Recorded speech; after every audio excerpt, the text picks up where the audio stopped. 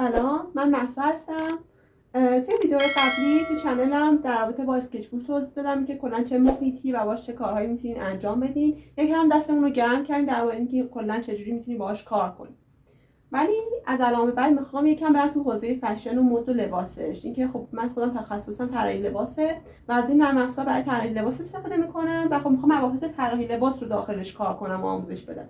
اما اگه شما خودتون طراحی هم میخواین یاد بگیرین، نه خب خوبه که تمرین کنین و ببینین، چون این باعث میشه که همون طراحی و نحوه کشیدن رو یاد بگیرین. امروز میخوام در مورد اسکچ صحبت کنم. اینکه خب اگه شما با اتود و کاغذ معمولی کار کرده باشین، میان برای خودتون قبل از اینکه کلا یه طرحی رو رنگ کنین و اجرا کنین، یه طرح ذهنی با اتودتون میکشین. خب این اسمش اسکیسه. ولی اگه بخوایم اینو سریع‌تر اجراش کنیم میشه فست اسکیس. و فست اسکیس دیگه جزئیات فاکتور گرفته میشه، کشیده نمیشه.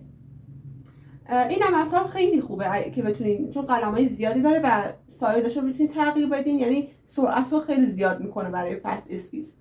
و همچنین برای تصویر سازی اسکیس هم استفاده میشه. مثلا من الان چند نمونه از اسکیپ هارلی اینجا کشیدم که دیجیتالیه، همین هم افزار کشیدم و خب یه جوری تصویر سازی هست ولی به سبک اسکیس هست. هر کسی هم اسکیسش با یکی دیگه فرق میکنه، یعنی یه جورایی سبک شخصی داخل اسکیس خیلی غالبه.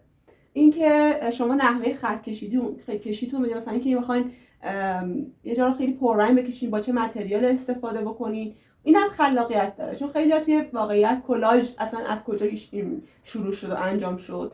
کلاژ چیزیه که شما یه تیکه از یه چیز دیگه رو، یه عکسی، یه پت پارچه‌ای، دستمال، یه گل واقعی یا حالا جدا از خود کاغذتون بهش اضافه میکنین، میچسبونین و این میشه کلاژ.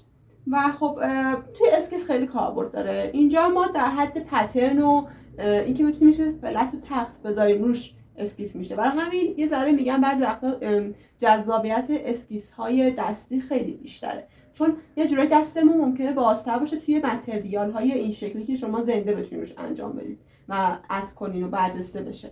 ولی توی دیجیتال خب به نظر من این خوبی که دیجیتال داره برای اسکیس و فست اسکیس اینه که شما سایز قلم میتونید تغییر بدین. مثلا اگه شما با این ماژیک بخواید دستی کار کنین، کل دامن بخواید رنگ کنین، سایز ماژیک چقدر ملیه؟ خیلی کمه.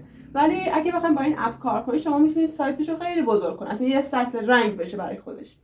و در مجموع به نظرم خیلی قابلیت ها داره این نرم افزار برای فست اسکیس و اسکیس.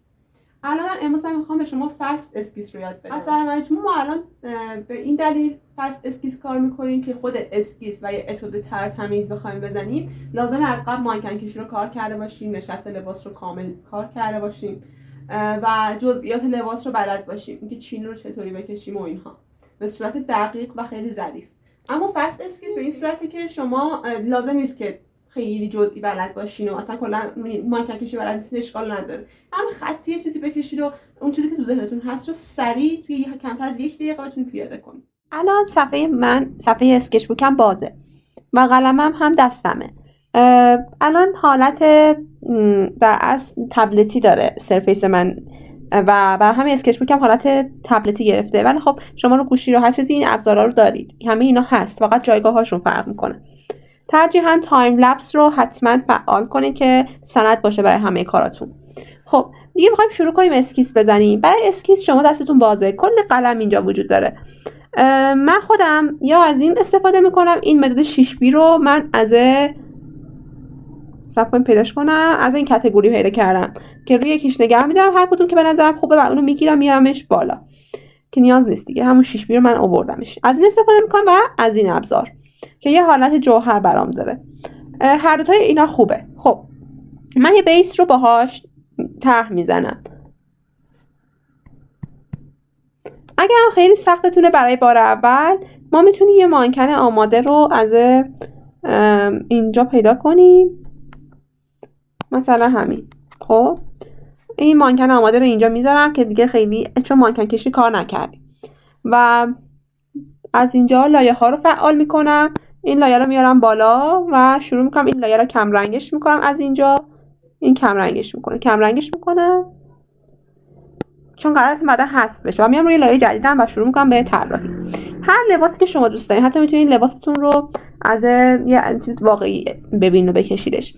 من الان نگاه کنیم مثلا یه رنگی واسه خودم اینجا انتخاب میکنم، به فرض یه همچین سبز و همچنین از توی این قسمت ها ببینید من الان این قسمت بودم. شما میتونید از توی این تصاویر رنگ ها رو پیدا کنید که نیاز نیست. خب الان جوهرمو نمیخوام، من الان یه قلم خیلی بزرگ میخوام که بتونم با استفاده از اون وسعت زیادی رو رنگ کنم. برای همین میبینم سایزش هنوز بزرگ نیست، یکم سایزش رو خودم الان قلم آب رنگ رو انتخاب کردم، بزرگ میکنم و شروع میکنم به اسکیس دادن به مدلی که خودم دوست دارم. هر طرحی که شما تو ذهنتون هست رو میتونید از طریق اسکیس شما پیاده بکنید و نیاز نیست جزئیات رو بکشید. خب این تا اینجا و بعد مثلا یکم رنگش رو تیره تر میکنم، سایز قلمم رو یکم کوچیک تر میکنم و بعد شروع میکنم این شکلی.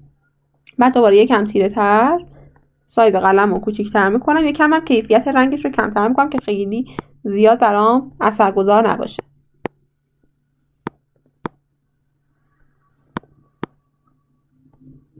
یه متریال دیگه هم میتونیم استفاده کنیم اگه دیدیم اون داره جواب نمیده. از همه وسایلش میتونیم استفاده کنیم. خوبیه اینه. نگاه کنید من الان رندوم یه وسیله دیگه انتخاب کردم. بعد میرم رنگ تیره تر. نه این خیلی یهو تیره شد. یه رنگ میانه دیگه انتخاب میکنم.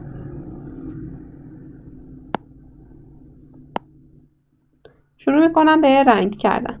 ببینید هم تو واسه خودم و حسب مدلی که شما طراحی کردین سرچ میزنید. از خط بزنه بیرون اینو مهم نیست، شما فقط میخوام بیس رو بکشید. این تا اینجا دیگه میرم سراغ مشکی و از مشکی من به همچین حالتی استفاده میکنم. خب کافیه. حتی الان میتونم مثلا یکم روشن چیزای روشن بیارم اینجاها. خیلی زیاد شد.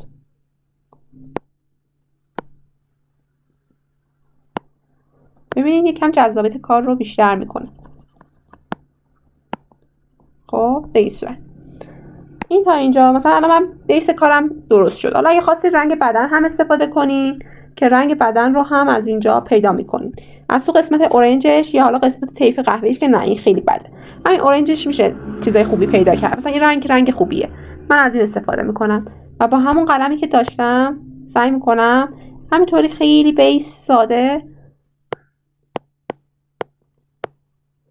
مانکنم رو رنگ کنم و ببینید دقت کنید مثلا من چهره رو نمیکشم کامل، من فقط یه حاله از چهره رو مشخص میکنم.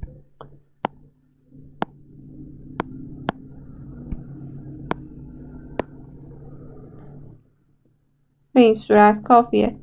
یه همچین حالتی شما فست اسکیستون رو در اصل طراحی کردین. سریع همینطوری رنگش میکنم، مهم نیست به چه صورت چه جوری، همینطوری رنگش بکنید.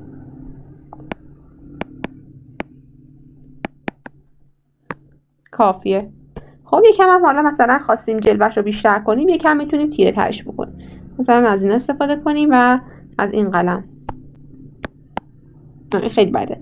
ببینید خودتون دیگه باید کم کم دستتون بیاد که از چه قلمایی و چه شکلی میتونید استفاده بکنید.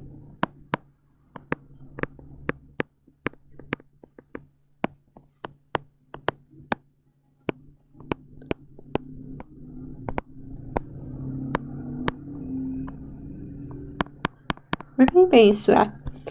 و اگر خواستید موهاش هم رنگ کنین مثلا یکم سایزش رو بزرگتر کنین و همینطوری یکم موها رو رنگ کنین.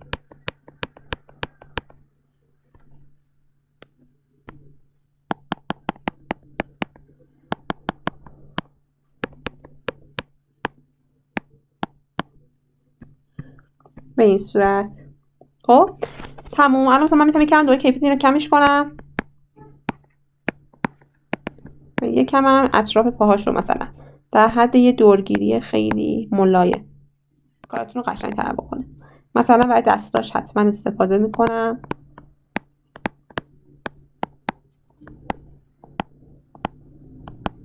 ببینید تموم شد.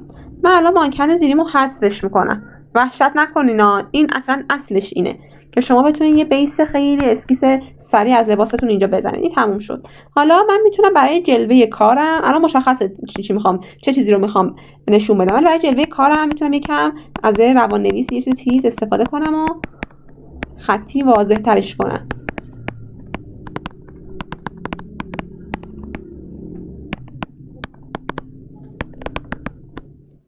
ببین به این صورت خیلی حرفه‌ای تر میکنه کارتون رو.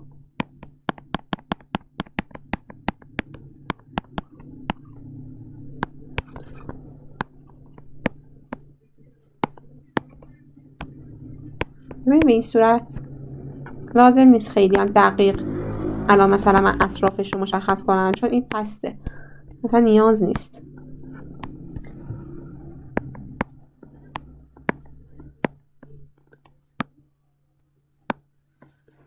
و اگه شما لرزه گیرم فعال کنید دیگه هیچ جوره مشکلی با چیز ندارید. ببینید تموم شد. این میشه یه فصل اسکیس. حالا اگه تزیینات اضافه تری داریم، مثلا چند تا خط سفیدم من میتونم اینجاها اضافه کنم برای جلوه کارم. یه همچین حالتی. یا حتی از همین براش هم استفاده کنم یکم بهش جلوه بدم. تمام. این میشه یه فصل اسکیسی که شما از 0 تا 100 اینجا انجام دادید و اینو باید خیلی سریع انجام بدید. یعنی یه جورایی انگاری زمان بگیرید و توی 1 دقیقه یه طرح رو بزنید. الان صرفا چون جهت آموزشی بود نمیشد خیلی تند پیش رفت، ولی نهایت مثلا تا 2 دقیقه تنظیم کنید، همینجوری بکشید، همینجوری مثلا بذارید دستتون و مدل رو سریع بکشید. مثلا این الان یه اسکیس میتونه باشه، این کلشه، این دستاشه، اینم پا باشه. ولی خب مبهمه، باید تا حدی بتونیم نشون بدیم که چه چیزی رو مثلا میخوایم طراحی کنیم. مثلا این دامن مثلثی میخوام، یه مثلث برعکس هم باشه. این میتونه یه اسکیس باشه. امیدوارم متوجه منظورم شده باشین. حتما تمرین کنید و مطمئنم کارهای خیلی خوشگلی میتونین باهاش انجام بدید. پس با تجربه این موضوع که امروز من گفتم، خیلی خوبه که شما از همین الان تمرین کنید فصل اسکیس رو و برای خودتون ایده بدین، طراحی بکنید دستی، حالا سریع چیزی بکشید و ایده ذهنتون رو پیاده بکنید. اگر خودتون هنوز به اون حدی نرسیدین به نظرتون که میتونید ایده بدین، میتونید در قالب تصویر سازی، یعنی یه عکس واقعی بذارید کنارتون و همون رو تمرین کنید و همون رو اسکیسش رو فصل اسکیسش رو در واقع بکشید. و خب میتونید رنگ کنید، میتونید هم رنگ نکنید. اگر رنگ کنید جذابیت کارتون بیشتره. رنگ هم لازم نیست دقیق باشه، همونطور که بهتون گفتم میتونه خیلی سرسری باشه، فقط اینکه شما منظور رو برسونید. خیلی ممنون میشم که اگه ویدیو دوست داشتین لایک کنید و سابسکرایب کنید.